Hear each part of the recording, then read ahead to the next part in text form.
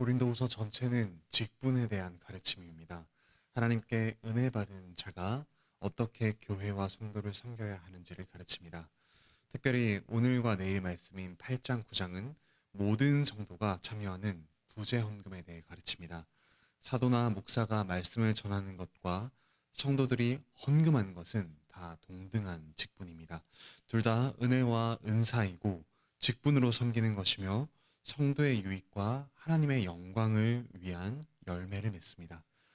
고린도 교회는 스스로 지식과 방언과 은사가 많다고 자랑했습니다. 하지만 물질로 섬기는 일에 있어서는 인색한 면이 있었습니다. 그래서 사도 바울은 헌금과 물질 섬김을 자세하게 가르칩니다. 고린도는 그리스 남부의 도시로서 아주 부유했습니다. 성도 중에서도 부유한 성도들이 있었죠. 하지만 그리스 북부 마케도니아 지역에 있는 빌립보, 데살로니가 교회 성도들은 아주 가난했습니다. 사도는 하나님께서 그런 마케도니아 교회에 주신 은혜를 알게 합니다. 하나님이 주신 은혜란 그들이 받은 물질의 은혜와 예루살렘 교회를 위해 헌금한 것을 말합니다.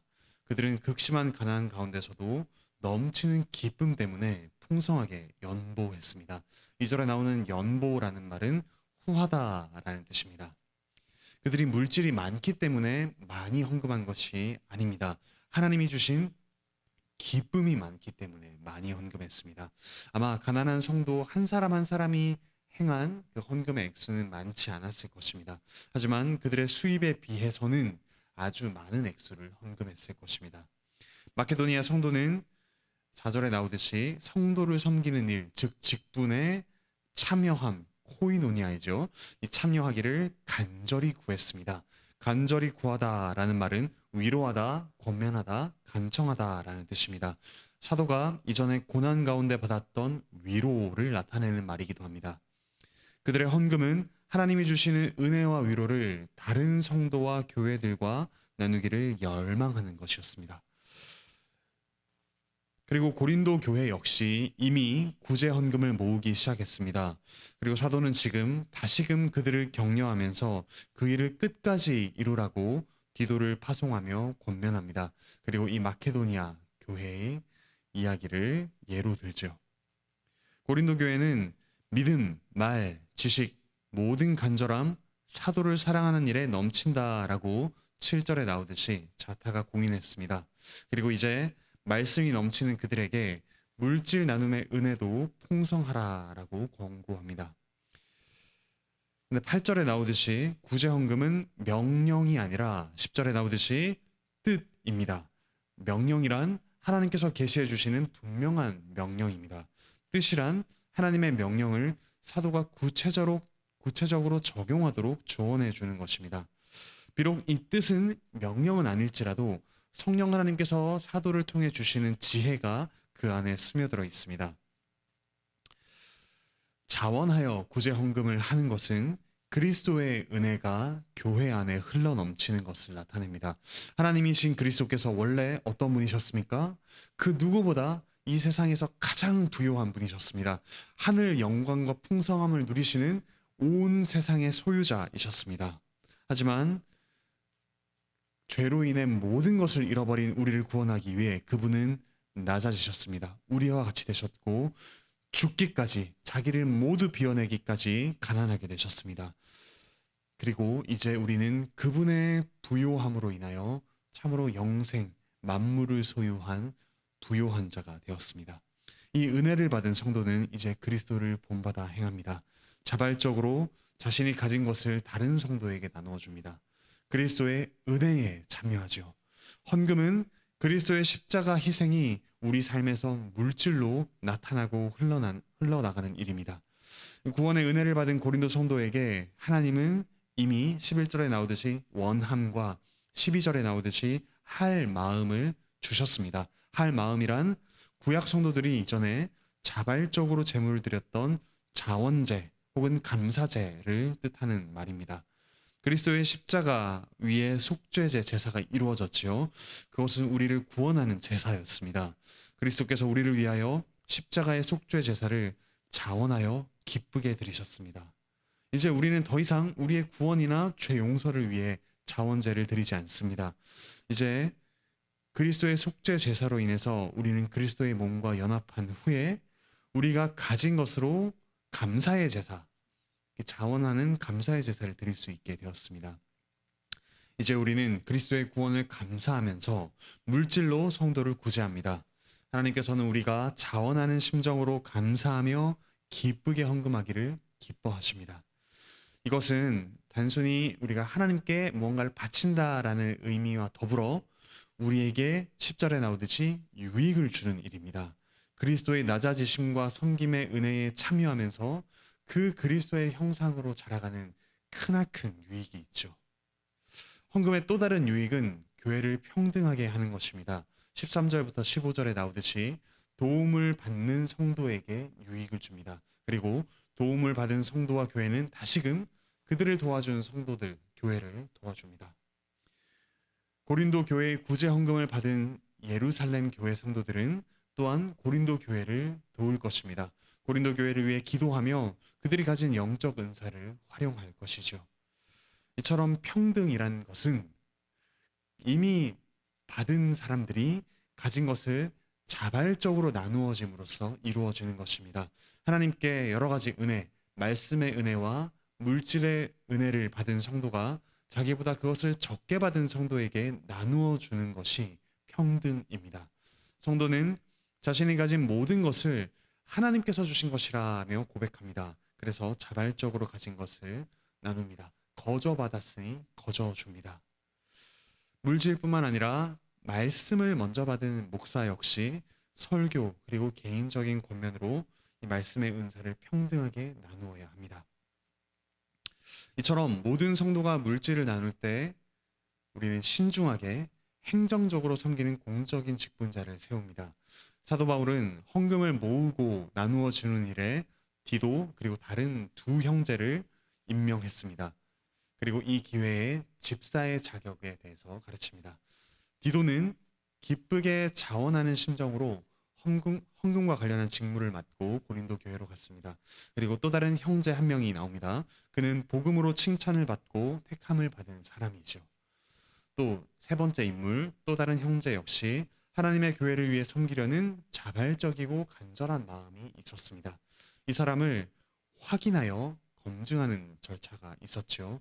확인이란 마케도니아 성도들이 환난 가운데서 확인하여 검증을 받은 것, 2절에 나오듯이, 그리고 8절에 나오듯이 고린도 성도들이 헌금을 통해 사랑의 진실함을 증명한다라는 말과 똑같은 단어입니다.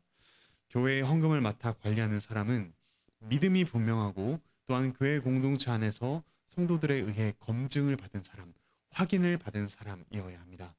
이들에 대해 사도는 나의 동역자, 교회의 사자, 그리스도의 영광이라고 요약합니다. 즉 직분자는 그들의 성품과 사역을 통해서 사도와 교회를 대표합니다. 그리고 그리스도의 영광을 교회 안에 나타내는 아주 영광스러운 직분을 맡은 자들이죠. 바로 이들을 통해서 그리스도의 영광이 나타나도록 고린도 교회는 힘껏 물질로 섬겨야 한다고 사도 바울이 권면합니다. 이처럼 검증된 사람에게 구제와 또 구제의 행정을 맡기는 이유가 무엇입니까?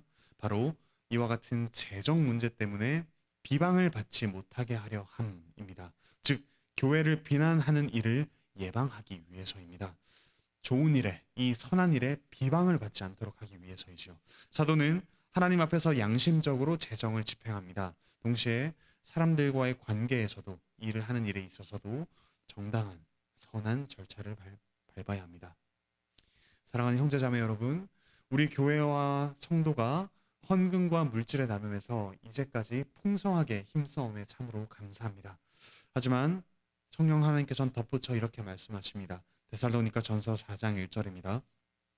너희가 마땅히 어떻게 행하며 하나님을 기쁘시게 할 수 있는지를 우리에게 배웠으니 곧 너희가 행하는 바라 더욱 많이 힘쓰라. 우리가 더 넉넉히 나누도록 힘씁시다. 우리 교회 집사들이 성도가 바친 물질로 구제의 실무를 잘 감당한 것이 참으로 감사한 일입니다. 앞으로 더욱더 하나님 앞에서 올바르고 또한 사람 앞에서 선하게 되도록 기도하며 그 풍성한 은혜를 나눌 수 있게 함께 힘씁시다. 또한 교회가 물질을 나누기 위해서는 하나님으로부터 받는 영적 은혜가 더욱더 넘쳐야 합니다. 계속해서 그리스도의 자기 비우심의 은혜, 죄 용서의 은혜와 또한 복음이 교회 안에서 더욱더 풍성히 선포되어야 합니다. 이처럼 주께서 죄 용서의 은혜와 기쁨, 성령 충만의 기쁨을 더욱더 풍성히 주시길 바라며 기도합시다. 많은 고난과 환난 가운데서도 가정과 직장에서 직분을 감당하면서 그리스도의 멍에를 지는 기쁨과 안식을 주시기를 함께 기도합시다. 죄 용서와 헌신의 기쁨을 우리 안에 더욱더 풍성히 주시기를 기도합시다. 우리가 가진 것을 나누면서 가정과 또 직장과 모든 곳에서 우리가 받은 것을 나눔으로써 우리는 우리를 위해 가난하게 되신 그리스도를 본받으며 그분의 은혜를 더욱더 풍성히 누립니다. 우리가 가진 것을 자발적으로 나누는 평등을 향해 점점 나아갑시다. 교회에서 평등을 훈련받은 성도가 사회에서도 평등을 이루는 그런 넉넉한 이들이 되어갑니다. 나눔을 위해서 더욱더 성실히 일하며 또한 검소하게 삽시다. 지금까지 모두 잘해 오셨습니다. 더욱더 많은 물질, 기쁨, 영적인 풍성함의 은혜를 받고 나눕시다. 이처럼 교회는 영생이라는 우리의 영원한 자산을 보장하는 성령의 기관인 동시에 이 땅에서 물질 문제를 서로 돕는 가장 안전한 그 어떤 보험보다도 안전한 기관입니다. 이와 같은 풍성한 은혜를 구체적으로 누려가는 우리가 되기를 바라고 축복합니다. 기도합시다. 하늘에 계신 우리 아버지 하나님, 세상 모든 것을 가지신 부요한 그리스도께서 죄로 인해 모든 것을 잃어버린, 아니 모든 것이 되시는 분을 잃어버린 저희를 위해 가난하게 되시며 그 풍성함을 저희에게 전해주시니 참으로 감사드립니다. 하나님의 풍성함, 우리 그리스도의 풍성함을 받았으니 저희가 성령이 충만하여져서 하나님의 은혜를 누릴 뿐만 아니라 그것을 구체적인 섬김으로 나눌 수 있도록 은혜 베풀어 주시옵소서. 저희에게 허락하신 귀한 집사의 직분자들이 더욱더 이 일을 지혜롭게 선하게 감당할 수 있도록 은혜 베풀어 주시옵소서. 저희에게 주신 것들을 저희가 기쁨으로 나누며 평등을 이루어가고 또한 평등뿐만 아니라 풍성함을 이루어가는 은혜를 더하여 주시옵소서. 몸과 마음의 아픔을 겪는 성도들 주께서 속히 회복시켜 주시옵소서. 오늘 하루 직장, 가정 또한 삶터에서 여러 가지 씨름을 하는 이들에게 지혜와 용기와 사랑과 또한 하나님의 풍성함을 흘려보낼 수 있는 넉넉함을 허락하여 주시옵소서. 유해시 목사님 안식월 중에 있습니다. 속히 회복시켜 주시고 또한 여러 가지 직무를 감당하는 직분자에게 은혜와 또한 지혜와 또 사랑을 그 일과 가정 가운데 더하여 주시옵소서. 감사드리며 예수 그리스도의 이름으로 기도합니다.